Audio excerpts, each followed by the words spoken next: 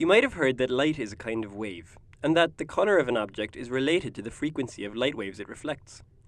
High-frequency light waves look violet, low-frequency light waves look red, and in-between frequencies look yellow, green, orange, and so on.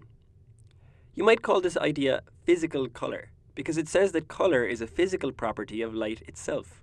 It's not dependent on human perception. And while this isn't wrong, it isn't quite the whole story either. For instance, you might have seen this picture before. As you can see, the region where the red and green lights overlap is yellow. When you think about it, this is pretty weird.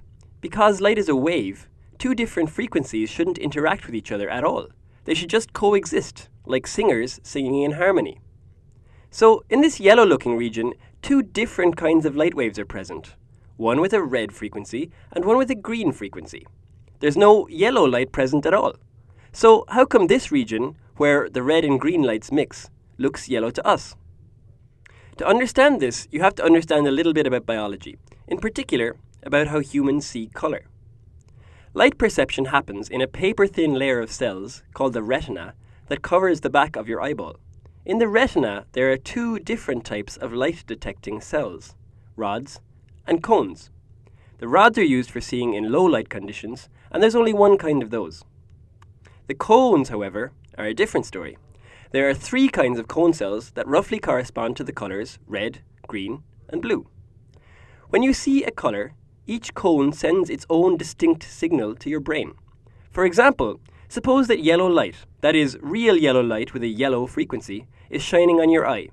You don't have a cone specifically for detecting yellow, but yellow is kinda close to green and also kinda close to red, so both the red and green cones get activated, and each sends a signal to your brain saying so. Of course, there's another way to activate the red cones and the green cones simultaneously, if both red light and green light are present at the same time.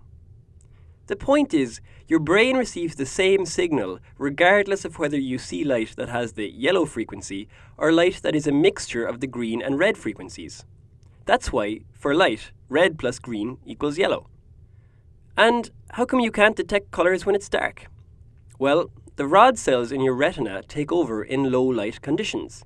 You only have one kind of rod cell, and so there's only one type of signal that can get sent to your brain, light or no light. Having only one kind of light detector doesn't leave any room for seeing colour. There are infinitely many different physical colours, but because we only have three kinds of cones, the brain can be tricked into thinking it's seeing any colour by carefully adding together the right combination of just three colours, red, green, and blue. This property of human vision is really useful in the real world. For example, TV manufacturing. Instead of having to put infinitely many colours in your TV set to simulate the real world, TV manufacturers only have to put three, red, green, and blue. Which is lucky for them, really.